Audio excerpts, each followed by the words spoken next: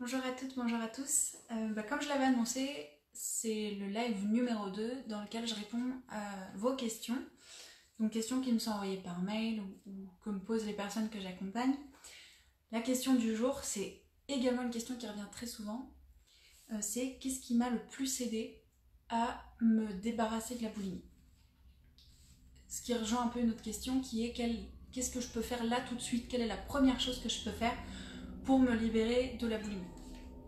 Donc, cette question, évidemment, elle m'a demandé à moi de faire un retour en arrière, de me replonger il y a plusieurs années, pour me demander en fait par quoi j'ai commencé exactement. Qu'est-ce que j'ai fait qu'est-ce que j'ai fait quand j'ai commencé ma démarche pour me libérer de la boulimie? Qu'est-ce qui a été le plus impactant? Qu'est-ce qui a donné des effets le plus vite? Donc, je me suis plongée dans ces quelques années en arrière et je vais partager tout ça avec vous.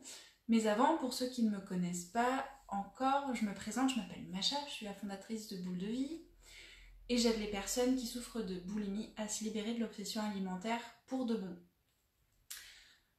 Alors, rentrons tout de suite dans le vif du sujet. Ce qui m'a le plus aidé à aller mieux, ou en tout cas moins mal au début,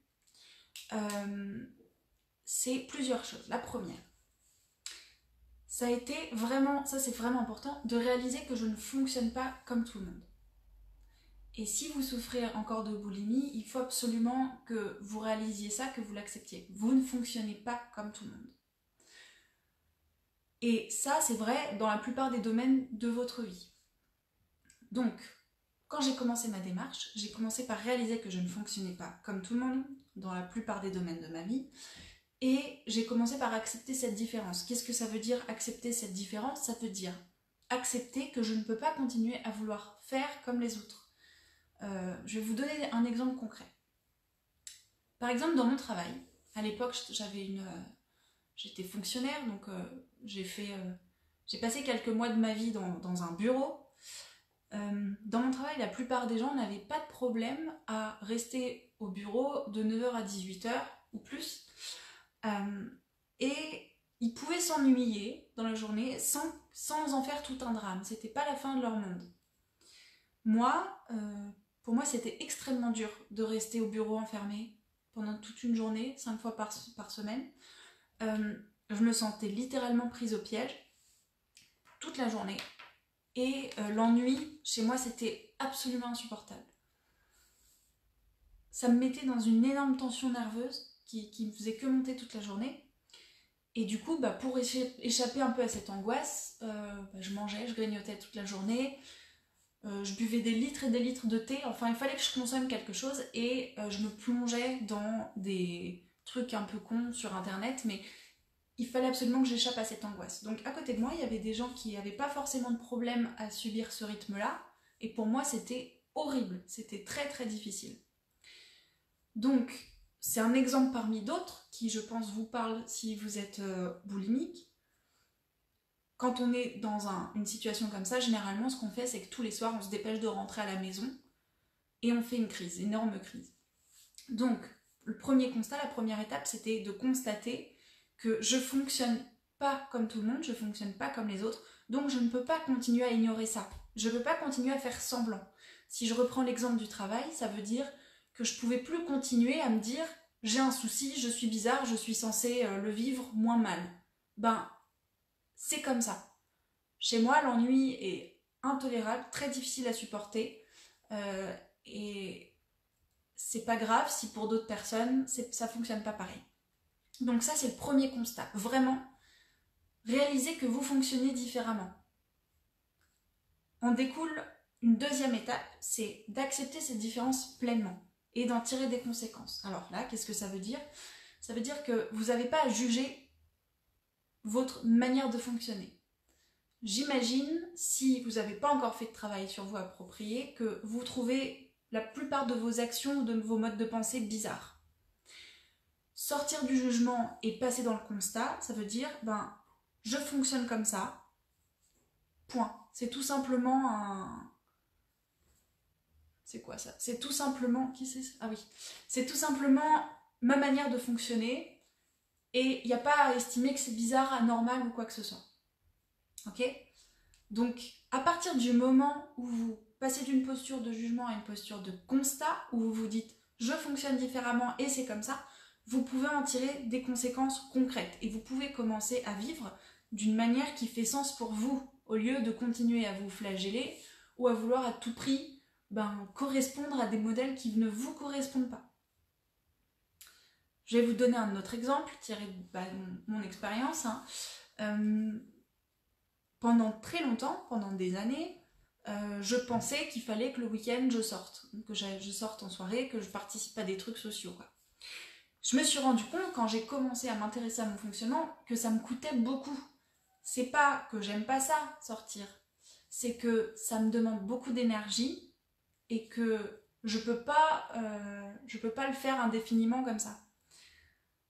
Ça me coûte en énergie et ça me coûte aussi en capital social. C'est-à-dire que passer beaucoup de temps à échanger avec des gens et potentiellement des inconnus, c'est très fatigant. Donc, avant, je me forçais à le faire parce que je me disais, le week-end, il faut sortir, sinon c'est la loose. C'est pas normal de rester chez soi le samedi soir. Et quand j'ai réalisé tout ce que ça me coûtait, et je me suis dit, mais c'est complètement con, quoi. C'est complètement absurde. Tu te forces à faire un truc parce que tu as cette croyance que c'est ce que tu es censé faire. Donc quand je me suis rendu compte de ça, j'ai arrêté de me forcer et maintenant je sors quand j'en ai envie, quand j'en ai l'énergie. Mais je passe 80% de mes week-ends plutôt devant un film chez moi que dans des bars ou peu importe. Et c'est comme ça que je fonctionne maintenant. Je vais vous donner un autre exemple et vous allez voir, c'est que des exemples très très terre à terre. Un exemple qui revient souvent, les marchés. Faire le marché le dimanche matin, c'est le stéréotype du truc sympa, de la petite sortie qu'on est censé adorer et tout. Et moi, en fait, je supporte pas ça.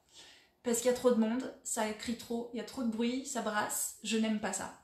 Et pareil, pendant des années, je me suis forcée à aller au marché parce qu'on est censé aimer ça. Et moi, j'aime pas. Vous voyez, hein, là, je vous parle de choses très, très, très terre à terre. Presque ridicules. Mais c'est bien à ça qu'il faut faire attention. Vous fonctionnez différemment, ok ? Comment ça se manifeste dans votre vie de tous les jours ? Faites attention à tous les cas dans lesquels vous vous forcez à faire des choses dont vous n'avez peut-être pas forcément envie. C'est hyper important. Et donc la troisième étape qui m'a été la plus utile pour m'en sortir, pour aller moins mal au début, ça a été aussi de comprendre que donc je suis différente, d'accepter ce fonctionnement un peu différent et de faire ce qu'il faut, on va dire, pour vivre bien avec. Et donc, troisième étape, de comprendre que mes crises de boulimie, que j'ai eues pendant des années, hein, ceux qui me suivent un peu savent que ça a duré quasiment 20 ans hein, chez moi, ces crises-là, c'est une réponse en fait, juste une réponse à une dissonance que j'ai en moi dans ma... Vous entendez le chat peut-être ? Pauvre petit chat.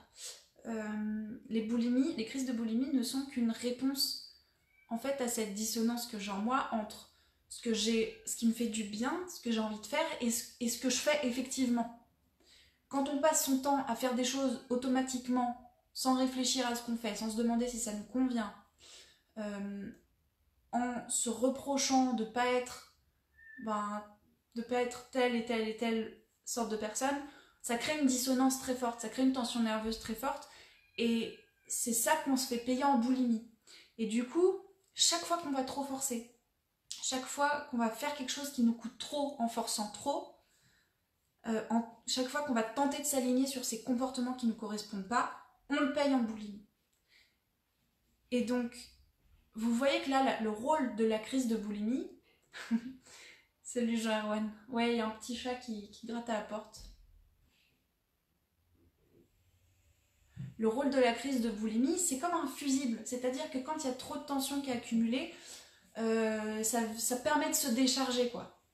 Donc, si je crois que l'urgence, quand je suis boulimique, c'est de ne plus faire de crise, alors je viens ajouter à une autre angoisse. C'est-à-dire que je suis angoissée parce que je ne fonctionne pas d'une manière qui fait que je me respecte, et en plus, je vais me faire violence pour ne plus faire de crise, donc je me prive de cette voie de décharge, cette possibilité de faire retomber la pression, quoi. Donc, je comprends que, je le dis souvent intuitivement, logiquement, quand on est boulimique, on se dit l'urgence c'est plus faire de crise. En fait, se priver des crises, et je suis désolée si ça peut paraître choquant de parler de ça comme ça, mais se priver des crises, ça veut dire se soumettre à encore plus d'angoisse. Donc ça veut pas dire que les crises c'est bien, ça veut dire que faut faire attention, c'est dangereux de se forcer à ne pas faire de crise si on ne travaille pas sur le reste. Si vous commencez à être attentif à la manière dont vous fonctionnez et que vous faites en sorte de le respecter dans de toutes petites choses du quotidien, comme les exemples que j'ai évoqués, ben là vous allez voir que vos crises vont s'estomper, elles vont être moins importantes.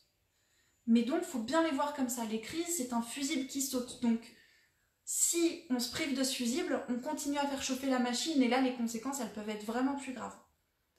Ça veut dire qu'il ne faut pas se culpabiliser et se focaliser sur le fait de faire des crises. Elles sont là parce que pour le moment, ben, vous n'êtes pas aligné. Pour le moment, vous faites beaucoup de choses sous la contrainte sans peut-être même vous en rendre compte.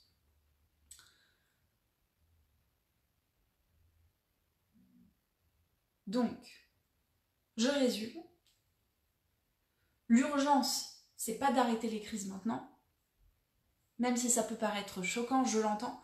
L'urgence, c'est de passer d'une posture de jugement à une posture de constat. C'est-à-dire, au lieu de se dire, de se tordre l'esprit, de se dire je suis pas normal, je devrais être ci ou ça, se dire ok, je fonctionne comme ça. Voilà quelles sont mes pensées, voilà quelles sont mes envies, voilà quels sont mes besoins. Et ça peut être déjà très difficile à faire en soi. Donc arrêtez de se dire que vous êtes bizarre ou peu importe, parce que ça rime à rien. Et maintenant, dire sachant ça, sachant que je fonctionne comme ça, qu'est-ce que j'en fais ? Donc je fais un dernier résumé. Ce qui m'a le plus aidé pour m'en sortir au début, vraiment les premiers points d'attention, les premières actions à mettre en place, c'est prendre conscience de votre fonctionnement. Il est différent. Ça sert à rien de vous forcer à vous aligner aux autres. L'accepter sans juger et conclure, à partir de là, prendre des décisions qui font sens, quoi. C'est-à-dire arrêter de vous forcer à faire des trucs parce que vous croyez que vous êtes censé les faire. Les effets sur la boulimie, c'est que si vous le faites vraiment ça, si vous respectez vraiment ces 3 étapes, vous allez normalement vite voir des résultats parce que vous allez déjà vous débarrasser d'une source de tension assez importante. Alors, elles ne vont pas disparaître du jour au lendemain, mais plus vous allez aller dans ce sens et plus vous verrez qu'elles devraient se réduire en fréquence et en intensité. Alors évidemment, c'est facile à dire comme ça. La difficulté dans ce genre de démarche, c'est toujours de savoir, ok, concrètement, je fais quoi ? Là, tout de suite, dans ma vie. Vous pouvez très bien comprendre le principe et ne pas forcément savoir comment l'appliquer, c'est tout à fait normal. Mais voilà, c'est bien ça le challenge.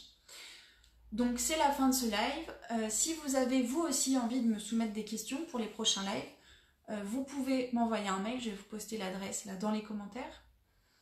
Ou alors vous pouvez m'envoyer un message sur Boule de Vie, sur la page Facebook. Et plusieurs fois par semaine, j'envoie des mails donc à mes abonnés exclusifs, dans lesquels je donne des conseils très concrets pour vous aider à aller mieux. Si vous aussi vous voulez recevoir ces mails, je vous poste le lien dans les commentaires et vous pourrez aller vous inscrire. Voilà. Je vous souhaite un très bon week-end. Je vous dis à la semaine prochaine pour le prochain live. Et voilà, belle journée à tous et à toutes.